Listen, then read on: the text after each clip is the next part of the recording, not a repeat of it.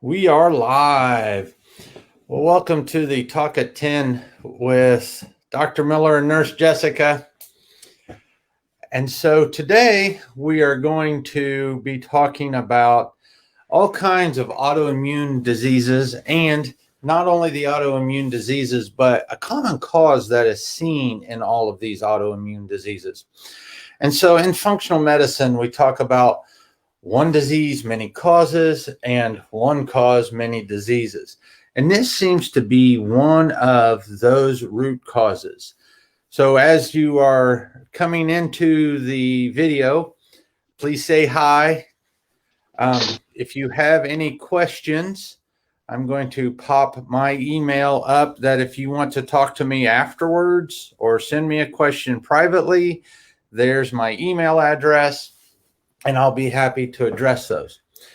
But getting back to the issue at hand, which is one cause and many symptoms. So today we're going to talk about what is known as intestinal hyperpermeability, because this is one of those root cause things that we see in a lot of our functional medicine. Actually, we see in almost every one of our functional medicine patients. And clearing up just this one thing takes one big layer off of that onion to help the body begin to heal itself more effectively. Good morning, Kathy. You see Gracie's door because Jessica is at home and she is cleaning because we are putting the house back together after it's been destroyed forever. So where we are at right now is I'm going to share a slide here real quick. I'm going to add this to the stream. And what we're looking at is one of the companies that I work with called Cyrex, and I do a lot of testing with them. They talk about these the causes of this immune function. So if you look right here, we see immune function, we see mucosal barrier, and we see essential barrier testing and environmental triggers in testing and predictive antibodies and autoimmune reactivity. So what you're seeing there, let's simplify this for just a minute. And I'm going to take that off of the screen. Your gut is a tube that runs from your mouth all the way down to your anus. And it should be closed, much like you see right here. And so this tube, as you look at it, is sealed. And what happens when you get hit in the head, if you're eating a crappy diet, if you're stressed, if you do endurance training, so if you get what's called runner's gut, if you do endurance training, all of these things can lead to what is called intestinal hyperpermeability. And what that does is it takes that gut layer that is supposed to be protective for us. And so what happens when you do these things is the gut becomes holy. And things are allowed to go in and out of the gut that aren't supposed to be there. So macromolecules can go through this. And as we look at that, that's when we start to see things like this immune function start to go awry. Because when you have immune function going awry because you have macromolecules of food getting into the system, causing inflammation, exciting allergies and stuff like that, then all of a sudden you can start to have these autoimmune conditions. Because if your body cannot pull out if your body can't pull out the toxins, or if your gut can't stay sealed so the toxins pass through, then they get into the bloodstream, causing allergic reactions and inflammation. Then what can happen is called molecular mimicry. And so if your body looks at a molecule and it looks like something that is the thyroid, it will start to have an autoimmune reaction to the thyroid. So that's when we start to see Hashimoto's, and we see thyroiditis, hypothyroidism, and things like that. This also has been linked to diabetes type 1, diabetes type 2, obesity, metabolic syndrome, because your body is in a constant state of inflammation. And when that happens, the environmental triggers that happen to us, let's say you're being exposed to molds, pesticide, glyphosate, those things will get into the body and they start to break down the barrier. And then you can start to see reactions like, what do we search for when we're trying to test for this stuff? We are searching for IgG, IgM, IgA, these types of immune responses. And so that's when those antibodies start to become predictive. And that's why when we do testing, we look at thyroxine antibodies and thyroid antibodies, peroxidase, and stuff like that, because the thyroid is something that's actually, since it's very metabolically active, it gets attacked very easily. So as I come back over here and I get the screen large again, that's how this intestinal hyperpermeability can cause so many different issues, because genetically, how is your body going to respond to the assault or going to respond to the inflammation? It's just doing what it's supposed to do. Inflammation is actually a very normal thing. Even in the hospitals and stuff like that, even in the hospitals and things like that, they're starting to allow people to run a little bit of a fever, because if they allow people to run a little bit of a fever, they're training the immune system. They're training the body to fight things that come in that aren't supposed to be there. So that's how you can have one issue, one symptom, that intestinal hyperpermeability. And what we want to do is get in there now, and through using food, and if you're stressed, through using meditation and prayer, we want to seal that back off. Go for a walk in the woods, do all kinds of things to help calm yourself down. So then, why is that important? And think about this. Your gut actually uses 40% of your energy per day. Your brain uses 20. So right there, 60% of your daily calories, your daily expenditure is now used up with just the gut operation and just the brain. So it's very important to go on into this and to make sure this is sealed up, because if you don't have this sealed up, and it's about the size of a tennis court. So if you take it and you open it up and you take all those little crypts and villi and you spread them out and you flatten them out, they then become they become about the size of a tennis court, and that's what's inside you. So you have to seal that up.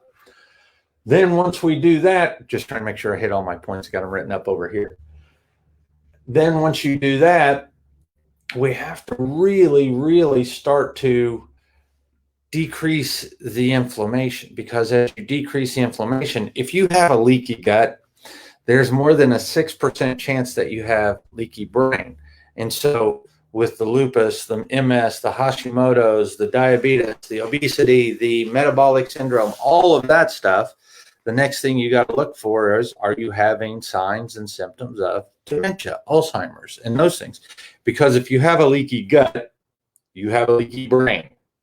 So you're probably starting to see that it all ties together. Your body doesn't segment things out.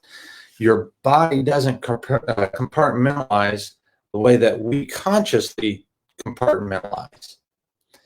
So we have to really, really get into this and start to heal this up, look at this as a root cause of what causes people's autoimmune issues. And that's where we have to start to look for people we do testing. So when we start to do testing, hey, Jess, do you want to talk for a second? I'm going to grab a couple of slides here. I got this ability to now share slides, which is good. Talk about. Why don't you talk about your experience with intestinal hyperpermeability and people that we know that when they pay attention to the things they eat and they pay attention to whatever else, how do they react? Oh, Well, I well, go to I'll just slides. use myself as an example.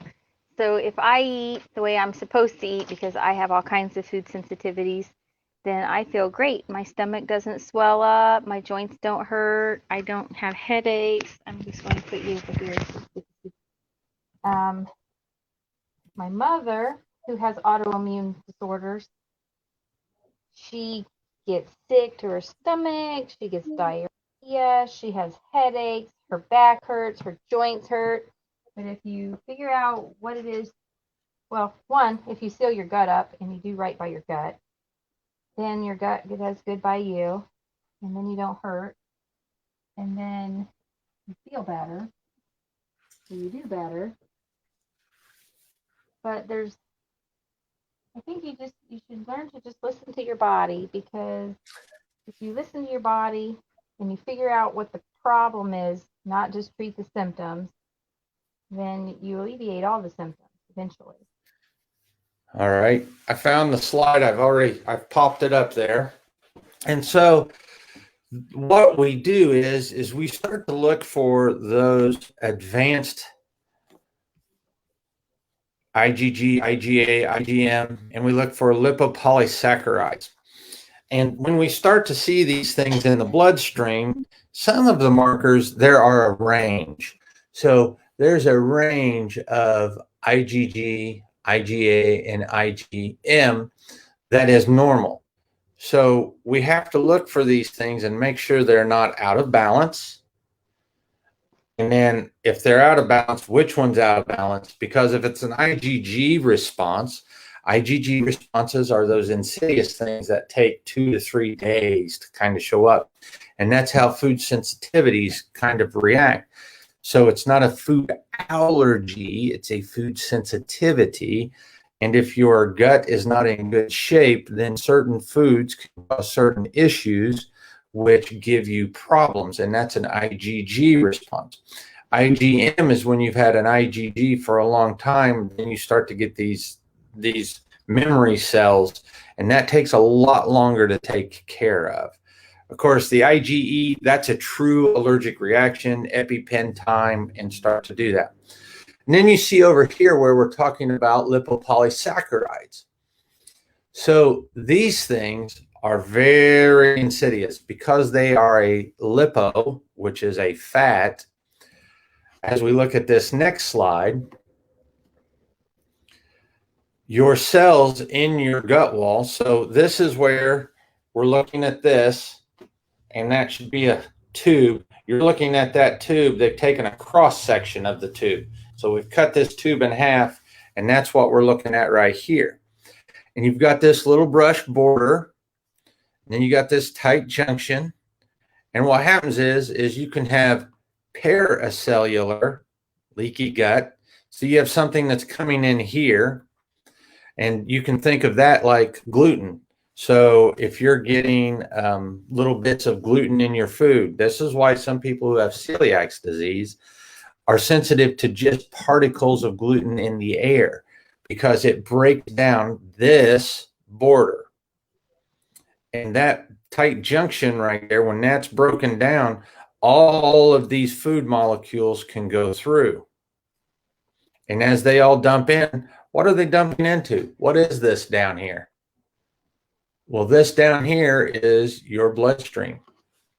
And that's that person that sits here and drinks milk and starts to have the sniffles, and so as they start to do that, you know that they're having a reaction to this. The lipopolysaccharides, because this cell, the outer membrane, is made of fat, that lipopolysaccharide allows the thing to go right through the cell. And as it goes right through the cell, it pops right down into here, into the bloodstream. And so you can have a lipopolysaccharide, an LPS, going in and also causing autoimmune diseases. And that's where we have the issues with the thyroid. Hi, Vic. We have issues with the brain. We have issues with all of these other organs that, oh, you have IBS. Well, the IBS is because you're doing blah, blah, blah. Let's give you something to clear it out. You're having acid reflux. Let's give you the purple pill. So these things are the things that happen that we're covering this up. And the problem with that is if you're taking the purple pill to block acid, then you're not actually breaking these particles down, and you're still allowing this to happen. You're just covering it up because the particles are still going to be there. And since the particles are still going to be there, they're still going to go down into the bloodstream. You're not going to have the acid reflux, but now you're going to have, IBS. You're going to get, start to have gastrointestinal issues, diarrhea, constipation, flipping back and forth between diarrhea and constipation. These are the things that happen to us, and we really aren't aware because, there's no little sensor down there that says, hey, this is broken. We need to repair it. So that takes a while, and you've got to start to tune into that. I had some back pain today, and I ate dry roasted macadamia nuts yesterday, and I ate a lot of them because it was a fasting day. And when I came off my fast, I ate the macadamia nuts. Well, guess what? They're in like a soybean oil or something like that. And so today I have back pain, and I bet you that it was because of that. And as I get back onto my normal diet, I have salmon back there, and I have a salad, and I'm going to make a green smoothie. As I get back onto that, I'll clear this out. I'm not going to get adjusted today. I might get adjusted tomorrow. When that happens, I should have the ability to clear this out, and I bet you my back pain goes away without having any issues or having to get adjusted. I know that's heresy as a chiropractor, but it's just the way we work. So then when you start to look at systemic lipopolysaccharides, look at everything that these hit. And right off the bat, you can see the one over here. So LPS, ooh, man, there's a delay on that. So LPS over here, right here, that's the thyroid gland. And it can go through what is called molecular mimicry, and it can hit that. Typically, for me and my family, my genetics, we hit the brain. And so when we start to see the brain getting smacked down right here, then we start to get forgetfulness. It actually changes mood. It changes attitude. It changes all kinds of things. And so you can be attacking the liver. You can take your immune system, and you can, if you have a great immune system, it's going to become really upregulated, and you're going to have problems with the cytokine storm. You're going to have problems with histamines. You're going to have problems with all kinds of autoimmune issues that are hyperregulated. It'll attack the heart and give you issues there. And joint pain, that's where I'm going with my back pain, because I haven't had back pain in forever. And so I think that it's going to be from that. I ate too many. I overate my nuts. And so then my joints hurt. And because I've wrecked my bicycle and hurt my back many times, that's the joint it goes to. The other thing that it does in my family, and it may be doing in your family or even in you, is the metabolic disorders. So that's the diabetes, and that is the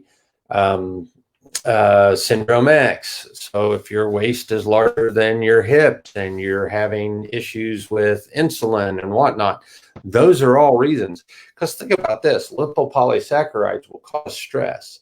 Stress causes your body to release cortisol. Cortisol will raise blood sugar, which in turn raises insulin. So you have a beautiful little cascade that happens there. And those are the things that we just weren't told. I mean, I'm pretty sure that if I told you, I'm not even going to go as far as a Twinkie. Your whole wheat bread sandwich is causing you to intake gluten. It's not sprouted. It's used to hold it together. It's enriched. If it has artificial sweeteners in it, anything that has artificial sweeteners, I actually just learned this. I was listening to a pediatric neurologist talk. Your artificial sweeteners, one of the things that they use in conjunction to actually make the artificial sweetener is mercury. So there are trace amounts of mercury in artificial sweeteners. So it's just unbelievable. And all of these things attack and damage the gut.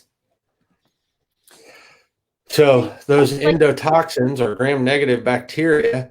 And when gram-negative bacteria get into the body, you do have some. When they get out of balance, it causes problems and lots of inflammation. I am going to find another slide here. So Miss Jessica. Uh-oh. She sounds like she's in the closet, deep in the closet. No, I went to get a coat. What did you say? I'm sorry. I am looking for another slide, so I'm going to have you please talk for a moment. Tell me what you want me to talk about. I can talk about anything. So I was talking about just a little bit ago, you heard me discuss the issue with taking something, I don't want to name a name brand, but taking something to lower fever. Why would you not want to do that? Never to do that unless you have a really high fever. Because all you're doing is wiping out your immune system at the most native level. I mean, that's just what happens. So if you're constantly taking something to bring down a fever, you never allow your immune system to ramp up. So you actually never really get an immune response. So, I mean, you don't want to get a high fever, like greater than 102.9. You don't want to sustain a fever greater than 102.9, especially a child that's fragile, because it puts you at risk, especially children at risk of seizures.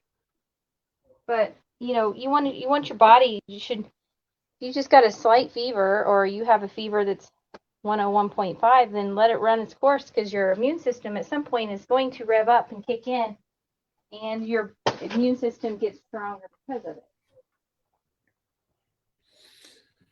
All right. So as I come back to this, I'm going to share. So we can now look at the blood-brain barrier. And once again, the blood-brain barrier is very similar to the intestinal barrier. So if you have intestinal hyperpermeability, so your gut is leaky and it's allowing lipopolysaccharides to fall through and go through into the bloodstream, eventually that bloodstream, that is going to get to, oops, got to get my pointer over here. That's going to get into the brain. So you have your tight junctions in the brain right here. And those tight junctions in the brain start to break down. And then you allow things into the brain that aren't supposed to be there. So this is when lipopolysaccharides, gluten, and things like that start to cause you to forget. Doorway syndrome. I walked into this room and I forgot what I came in here for. What in the world was that? And so that's part of that issue. That's how that starts to happen to you. That's how that starts to break us down from the inside out. And then if you have things getting into the brain, then you start to form antibodies to that. And so then you break things down. And so it's very, very important to make sure that your gut is intact, because if your gut is intact, then your brain will be intact. And if your brain's intact, then you can still think and help and save yourself, because you're the only person that's going to do that.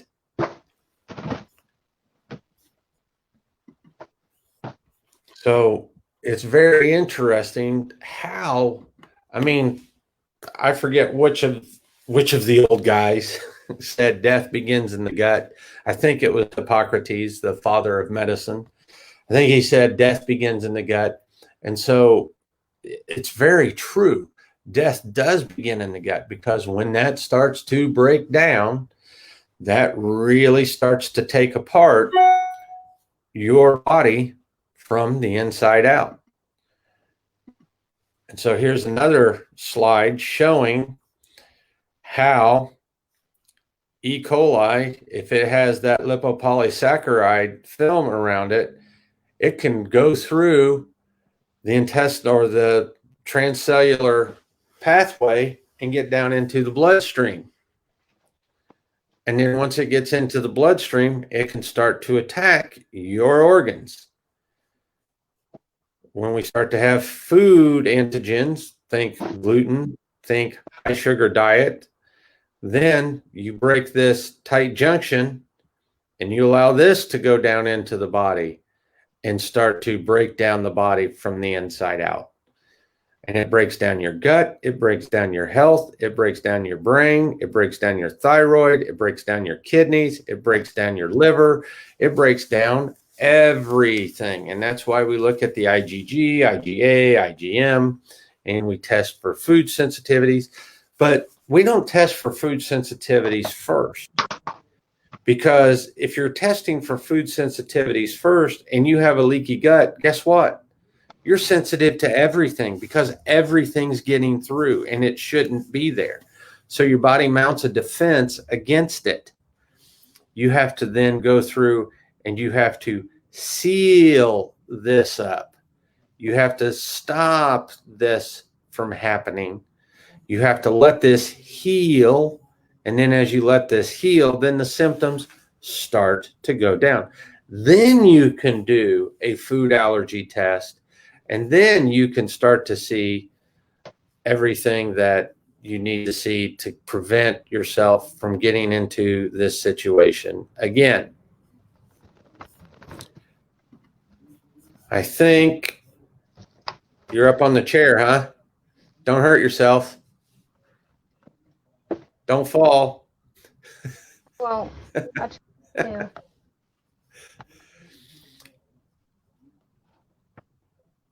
Jessica I said it earlier in the opening, that Jessica's home. She is arranging and cleaning and getting everything ready as we're putting the whole house back together. And I get to do wonderful things like this on the side while she's working. I get to goof off and play with slides and whatnot. So Cyrex has a very interesting slide here. And this is kind of showing how we have actually hybridized and made this a lot larger. They don't show the old one, but this gluten has been bred into our wheat so that it is more than 60% of the kernel anymore. And when you do that, it makes it highly reactive in us. And look at this. It's when you look at gluten proteins, we all think about gluten and we test for alpha gliadin, but you have alpha gliadin, you have deamidated gliadin, you have gliadin toxic peptides. I forget what that, is that Omicron? I forget what those two, but this gluten and this gluten, these two glutens. So that is a gluten family. That's why if you just test for alpha gliadin and you don't react to it, that's not truly a negative test, because we are early into this science. It almost makes me afraid as to what we're going to find as we dig deeper. But with that being said, we now have all of this that we know of right now that can make you sensitive. And that's why we call it non-celiac gluten sensitivities. And then they've bred this wheat to really hit the opioid receptors. And so you have gluteomorphins and That one's a good one, or a new one for me. Prodinamorphin. Both of them break down into opioids. So when you eat a piece of bread, even though bread doesn't have a lot of taste unless they add high fructose corn syrup to it, which high fructose corn syrup is processed with mercury also. So that all, if it's a sweet tasting bread to you, then you know it probably has high fructose corn syrup in it. But just the wheat alone hits the gluteomorphins and produces your body's own endogenous opioids. And that's why you like it and you crave bread. Then we go down to the bottom and you see this, well, the non-gluten peptides, we're still learning about those in science. How do they affect the body? How do they get in there and change us? What do they do to us? And then you have wheat germ agglutinin. So you're looking at lectins. And lectins go into the stomach and they cause upset because the seed does not want to be eaten. So what happens is these lectins are released into the body, and that causes you to have a hastened bowel movement. So the seed doesn't get broken down into hydrochloric acid, and it passes through the body and out the feces to then be germinated and to grow more wheat. So it's actually quite ingenious, and plants' defenses against people and things that eat them are unbelievable. And they're not even showing on here that since this is a hybridized form of wheat, they're not even showing us that, oh, you can have problems with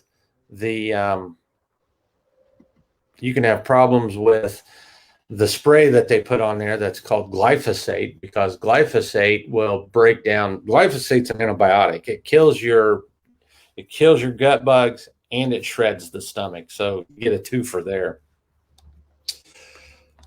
I think unless people have a lot of questions and I see something up here that I really need to, this might be useful to y'all.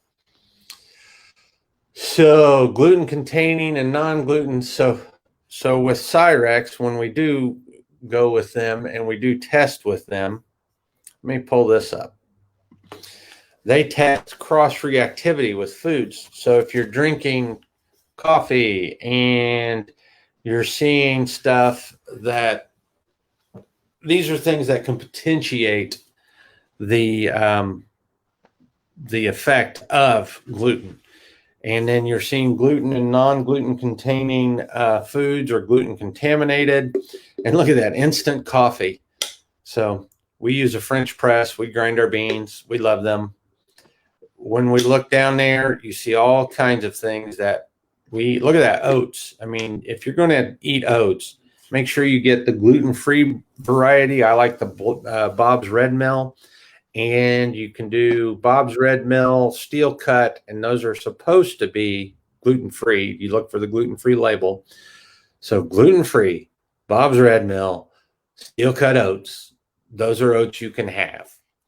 And then you look at overconsumed foods, buckwheat, sorghum, hemp, sesame, amaranth, quinoa, tapioca, teff, potato. So these things are things that aren't necessarily going to cause a gluten reaction, but because you eat so much of them, they do cause an issue because they do still contain lectins.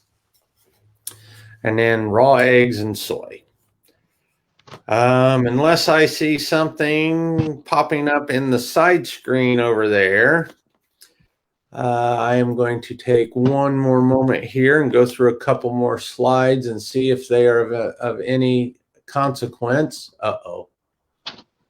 I hate it when I move slides around. Let's see how I do this. Let's go over here. Now, let's go here. So I think that's about it. They're showing a slide here that shows multiple food immunity reactivities because they can test for that.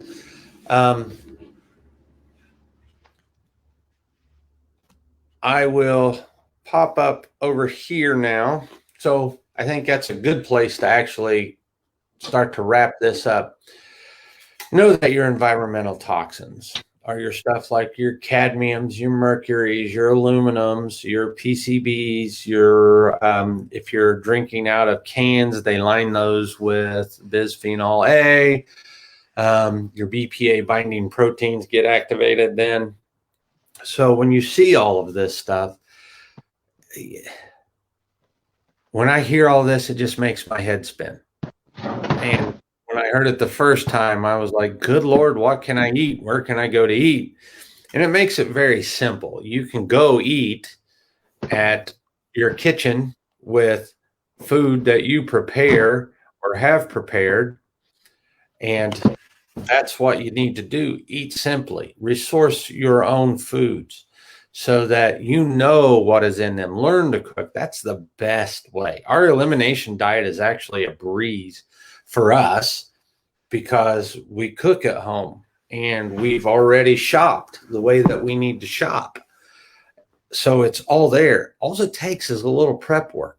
And as you do the prep work, then you start to eliminate what I call the noise. And as you eliminate the noise, you can slowly but surely come in and get to feeling better. We have another functional medicine patient that came in on last Thursday, a week ago today, had 4+ pitting edema. We started her on her food plan with her nutraceuticals, and she came in on what day did she come back in on that you saw her and you retested her pitting edema? Tuesday. What was that? Tuesday, no swelling, no stomach pain, could actually sit through a meeting without having to get up. Actually feeling fabulous. And so those are the things and she prepares all well. Unfortunately, she had a spouse die who was immunocompromised. And so she had to follow a very strict and stringent diet. And when he passed away, those were relieved. She didn't have to do those anymore. And so she actually started going back to more convenience foods. We still think there's some underlying stuff. We're going to get another blood test, hopefully tomorrow. Me just saying that's probably making Jessica sweat. Yeah. I popped up on the screen. You can see down here where that's our YouTube channel. So if you go into the chat, you highlight, cut, and paste that into your internet browser, you will see all 50+ videos. We're adding more every week. And also, feel free to send me a question. And there is my email once again. With that said, we've taken 38 minutes of your time. I appreciate your taking this time to work on yourself. And hopefully you are learning stuff to take control of your health and be happier and healthier because of it. Have a wonderful day. See you later, Bye. guys. Oh, now I got to figure out how to turn it off again. I'll edit that out.